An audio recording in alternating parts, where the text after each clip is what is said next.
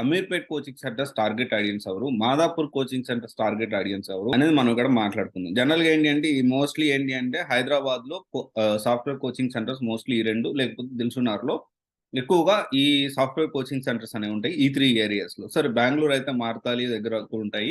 అయితే ఇక్కడ target audience ని 3 టైప్స్ గా డివైడ్ చేయాలి. కొంతమంది ఏం చేస్తారంటే హైదరాబాద్ కు వస్తారు. యాక్చువల్లీ వీళ్ళు చాలా డబ్బులు తక్కువ ఉన్నోళ్ళు, పేదవాళ్ళు. అండ్ వీళ్ళు ఏంటి అంటే వీళ్ళ నాన్న వాళ్ళ సంపాదన చాలా అంత ఎక్కువ ఉండదు. పేరెంట్స్ సంపాదన మరీ ఎక్కువ ఉండదు.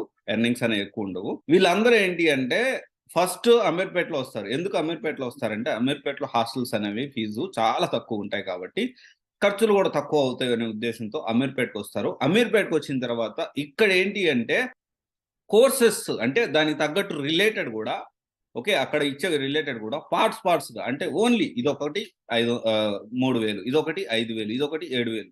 అంటే ఇప్పుడు ఎగ్జాంపుల్ లైనక్స్ ఒకటి అంటే డెవాప్స్ విత్ ఏడబ్ల్యూఎస్ అంటే వీళ్ళు మొత్తం ఒకటే సారి చెప్పరు. డెవాప్స్‌లో సెపరేట్‌గా గిట్ ఓకే. ఇదో 2000, గిట్ హబ్ ఇట్లా. తర్వాత కుబర్నెటిస్ ఒక 3000, తర్వాత యాన్సిబుల్ ఈ సెపరేట్ కోర్స్ అదొక 3000. ఈ విధంగా ఏంటి అంటే పార్ట్స్‌గా డివైడ్ చేస్తూ కట్టా, కొట్టే, తెచ్చా అనే టైప్‌లో ఉంటదనమాట. రియల్ టైమ్ అనేది ఉండదిక్కడ. చాలా వరకు ఏంటి అంటే వీళ్ళు ఈ విధంగా పార్ట్స్‌గా డివైడ్ జేస్తారు. మనోళ్ళు ఎక్కువ మంది ఏంటి అంటే ఆహ్, కొంచెం ఓకే. పోతే అంటే ఎక్కువ ఖర్చు పెట్టలేను. తక్కువకొస్తుంది అని చెప్పి మాక్సిమం 80% పీపుల్ అలాగే ఆలోచిస్తారు.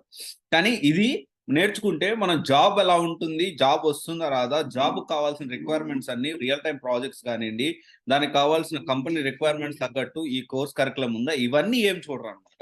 ఓకే. ఈ విధంగా కళ్ళు మూసి తెరిచే లోపల టైం అనేది వేస్ట్ అవుతా ఉంటది. బట్ ఏంటి అంటే Ameerpet coaching centres target audience అందరూ వీళ్ళే.